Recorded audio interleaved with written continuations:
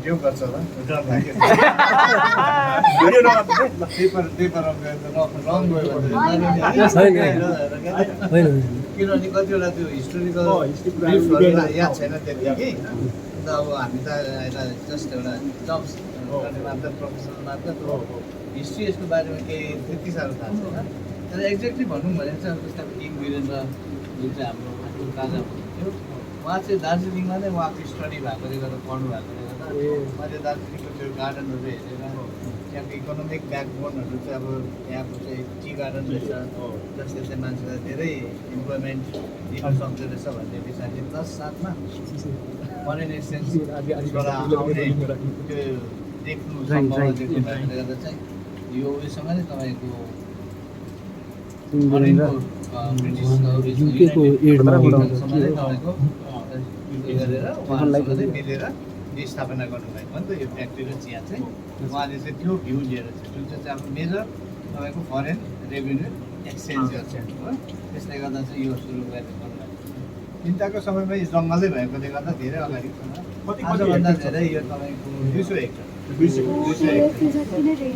200 hectare धेरै ठुलो area हो नि त्यति बेला 200 हेक्टर थियो तर अब अहिले रोडहरूले गर्दा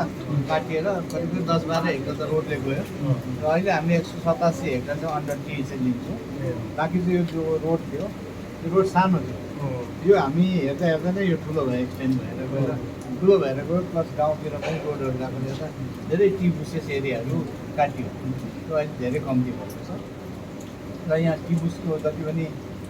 जुन भेराइटीहरू पनि छ दार्जिलिङको क्लाइमेटसँग मिल्ने भएकोले गर्दा दार्जिलिङकै टाइपको टी बुसेस र प्रोनम्स पनि त्यही नै छ र दार्जिलिङको जस्तै सिमिलर चिया बन्नु सकिन्छ यहाँ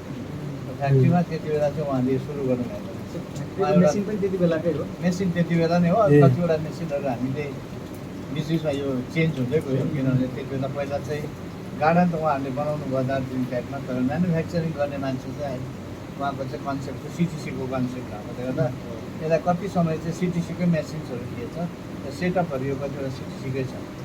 र पछि फेरि यसलाई अर्थोडक्समा त्यसलाई जब यसलाई कन्भर्ट गर्नुपर्दा चाहिँ कतिवटा चिजलाई चेन्ज गरेर फेरि मेसिन्सहरू चाहिँ अर्थोडक्सको लागि चाहिँ ल्याएको त्यो फ्याक्ट्री चाहिँ सुरु भएको चाहिँ 1989 अनि गभर्मेन्टबाट यो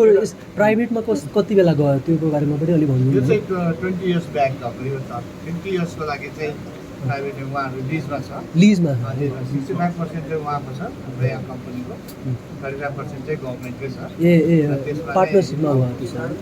अर्ध सरकारी यता आउट अब यो अगाडि एक लाइन बस्छ अगाडि